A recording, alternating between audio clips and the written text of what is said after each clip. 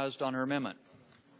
Thank you, Mr. Chairman. I'm offering an amendment today that would strike Section 594 of the bill.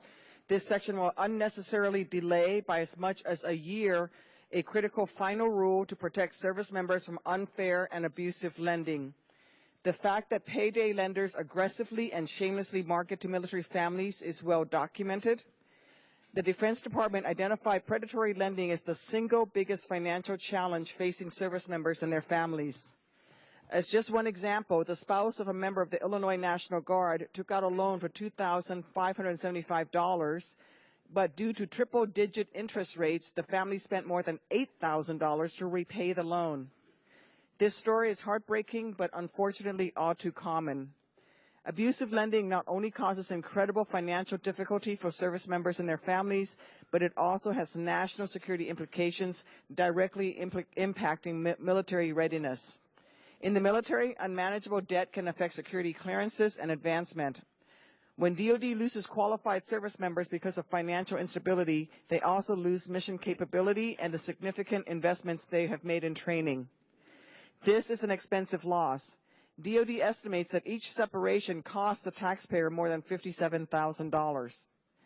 Almost a decade ago, the Military Lending Act sought out to address some of these abuses by capping interest rates and fees that lenders could charge our troops for some types of loans at 36%.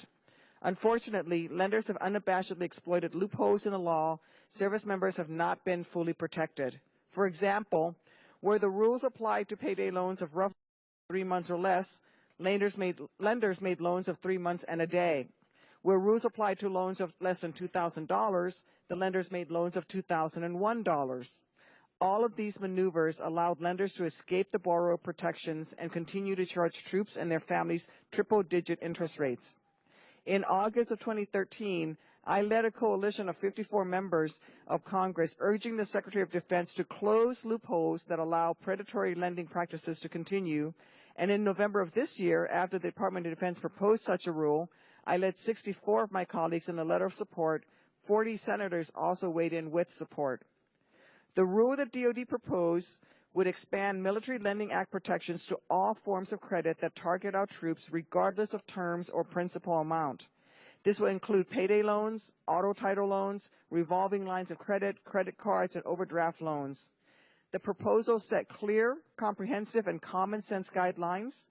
It will protect against debt traps that undermine financial security of service members and their families.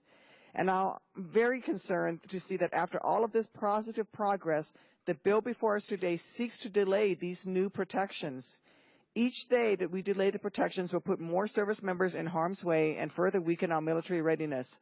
Our troops should not have to wait any longer for these common sense protections to take effect. As the Consumer Financial Protection Board Director put it, the current rules are akin to sending a soldier into battle with a flak jacket but no helmet, and I fully agree. As we debate military readiness in this committee today, let's make sure we are addressing all vulnerabilities threatening our fighting force. I urge my colleagues to support my amendment. Let's provide service members with the protection they deserve without delay. I yield back, Mr. Chairman. Chair recognizes Dr. Heck.